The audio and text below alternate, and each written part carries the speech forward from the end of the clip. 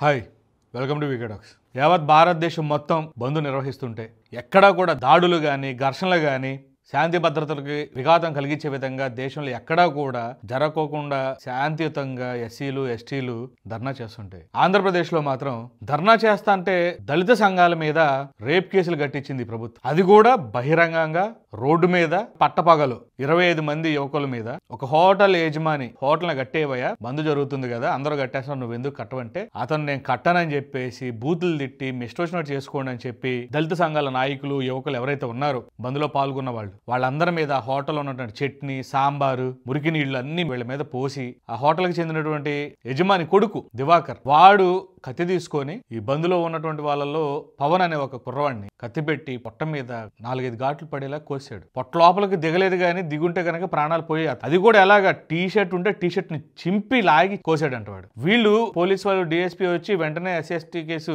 FIR చేయడం జరిగింది. ఇక్కడ రాజకీయం స్థానిక జనసేన నాయకుడు ఈ హోటల్ వాళ్ళని తీసుకువెళ్లి, అంటే దివాకర్ వాళ్ళ తల్లి, ఆవిడకు 50 సంవత్సరాలు ఉంటాయి వయసు, ఆవిడని తీసుకెళ్లి 25 మంది చుట్టుపక్కల జనాలు పట్టపగలు అందులో హోటల్లో ఈ బంద్ కోసం చెప్పి హోటల్స్ మూపిస్తానికి వెళ్ళిన దళిత నాయకులు 25 మంది ఆవిడ్ని రేప్ చేయబోయారని చెప్పి కంప్లైంట్ పెడితే Paschima Godavari T Narasapuram police station SI గారు ఎఫ్ఐఆర్ కట్టేశారు వెంటనే. అది కూడా ఎలాగా, ఒక జనసేన కాపు నాయకుడు ప్రలోభం వల్ల, ఒత్తిడి వల్ల. ఇప్పుడు ఒక గంట నుంచి ఒక టీడీపీ జనసేన సంబంధించిన నాయకులు రండి సెటిల్మెంట్ చేసుకుందాం, మీరు పెట్టారు వాళ్ళు పెట్టారు కదా, కూర్చోండి, ఎందుకు కేసులు ఎందుకు, ఏదో ఒకటి చేద్దాం, మనోడి ఖర్చులకి ఇద్దాము, బాగుంటాదే, ఏముంది, ఎందుకు అనవసరంగా కేసులు ఎందుకు, ఒకే ఊర్లో అని చెప్పి. ఇదంతా ఎక్కడ జరిగింది? ఆంధ్రప్రదేశ్ పశ్చిమ గోదావరి, ఇప్పుడు ఏలూరు జిల్లా టీ నరసాపురం మండలం బంధంచర్ల ఊరి పేరు. అది చిన్న పల్లెటూరు. ఎంత కుల ఉన్మాదం ఉందంటే, ఇంకా ఈ దాడి చేసిన వ్యక్తి కూడా ఏమన్నా పోనీ అగ్రవర్ణమేం కాదు, వాడు బీసీ కులానికి చెందిన వాడే. చిన్న హోటల్ కూడా ఆడి తిప్పి కొడితే 20 సంవత్సరాలు దివాకర్ అనేవాడు. అంటే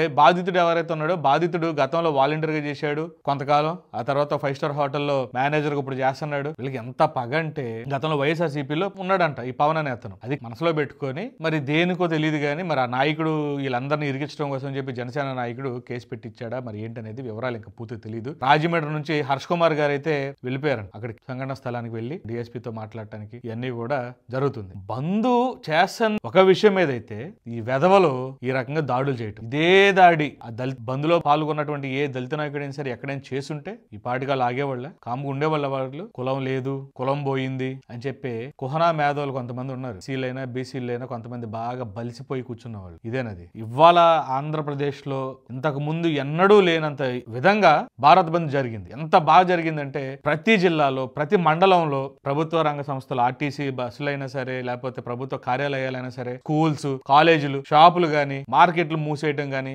ఎక్కడికక్కడ వెళ్ళడం, జాగ్రత్తగా ఎవరైనా తీసుకుంటే మాట్లాడి జాగ్రత్తగా శాంతియుతంగా, ఒక మాట తొందరపడకుండా గాని ఆవేశంగా లేకోకుండా ఇంత జాగ్రత్తగా దళిత సంఘాల నాయకులు భారత్ బంద్ ని విజయవంతం చేస్తే దాడులు పెట్టి దాడులు చేసి ఎఫ్ఐఆర్లు కట్టడం ప్రభుత్వానికి సిగ్గులేదు అసలు. జనసేనకి టీడీపీ పార్టీ నాయకులకి అసలు జరిగే పరిస్థితి ఏంటి? 25 మంది ఒక ఆవిడ్ని, అది కూడా పెద్ద ఆవిడ్ని రేప్ చేయడానికి వచ్చారని చెప్పేసి ఆవిడ చెబితే కేసు కట్టారని. సిగ్గుండాలి అసలు కేసు కట్టినోడికి గానీ, లేకపోతే సిఫార్సు చేసిన అక్కడ లోకల్ జనసేన నాయకుడికి. పనికిమాలిన నాయకులు పనికిమాలిన పార్టీలా తయారవుతుంది. ఇది ఇంకో కోణంగా తిప్పితే గనక పరిణామాలు తీవ్రంగా ఉంటాయి. జనసేన నాయకుడు అక్కడ ఎవడైతే ఉన్నాడో వాడికి ఇది వార్నింగ్. చుట్టుపక్కల ఉన్న నాయకులందరూ కూడా బంధంచర్లు వచ్చి కూర్చుంటారు. అప్పుడు ఈ విషయంలో కనుక ఏమైనా సెటిల్మెంట్లు చేయడానికో, లేకపోతే ఒత్తిళ్లు తీసుకొచ్చి ఇబ్బంది పెట్టడానికో, 25 మందిని ఇబ్బంది పెట్టి అరెస్ట్ చేయటం కనుక కార్యక్రమాలు జరిగితే, వర్గీకరణ ఉద్యమం అంతా టీ నరసాపురం మండలంలోనే జరిగింది. దానికి బాధ్యులు ఆ జనసేన నాయకుడు, అక్కడ ఉన్నటువంటి ఎస్ఐ గారే బాధ్యత వహించాల్సి వచ్చింది. ఇది వార్నింగ్, హెచ్చరిక, లేకపోతే ఏదైనా అనుకోండి. దళిత నాయకులు శాంతియుతంగా వాళ్ళ పని వాళ్ళు చేసుకుంటుంటే,